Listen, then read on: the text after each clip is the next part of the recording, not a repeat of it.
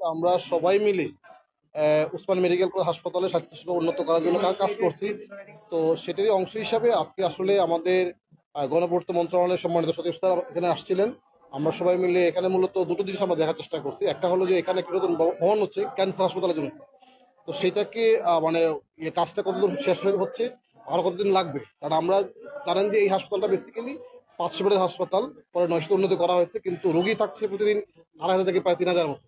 এই জন্য দ্রুত এখান থেকে কিছু ডিপার্টমেন্ট পাশাপাশি বিল্ডিং এ সরানো দরকার।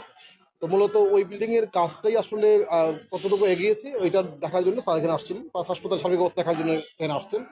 তো আমরা আশা করছি যে নতুন যে ভবনটা হচ্ছে সেটা হয়তো আগামী 2-3 মাসের মধ্যে রেডি হবে, এটা একটা বিষয়। আর সেকেন্ডলি হচ্ছে এই হাসপাতালের যে বিভিন্ন স্ট্রাকচার বা গঠনগত বা কাঠামোগত সমস্যাগুলি আছে, যেগুলো আসলে আমাদের এখানে জানেন যে হাসপাতালে কাজ শুধু আমাদের মানে স্বাস্থ্য মন্ত্রণালয়ের কাজ না, এটার সাথে গণপূর্ত মন্ত্রণালয় কিন্তু জড়িত আছে। সুতরাং এই যে গঠনগত বা ভৌতিক কাঠামোগত যে বিষয়গুলো আছে, মূলত এইটার উন্নয়নের জন্য দেখার জন্য গণপূর্ত সচিব স্যার এখানে এসে উনি সরজমিন দেখে গেলেন, এবং উনি তারা এখানে দায়িত্বে আছে তাদেরকে নির্দেশনা দিয়ে গেলেন কি করতে হবে। এবং স্যার পার্টিকুলারলি কয়েকটা ইউনিট, কার্ডিয়াক ইউনিট এবং পেডিয়াট্রিক ইউনিট এবং এখানকার যে অন্যান্য স্থাপনাগুলি আছে সেগুলো স্যার দেখছেন।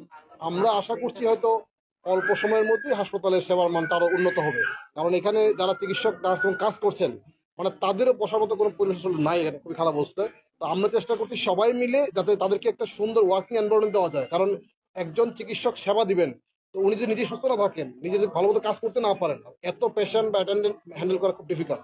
তো আমরা সবাই মিলে চেষ্টা করছি যাতে একটা সুন্দর স্বাস্থ্য নিশ্চিত করা যায়, এবং একই সাথে আমাদের যারা চিকিৎসক নার্স আছে তারা যারা নির্বিঘ্নে সেবাটা দিতে চান।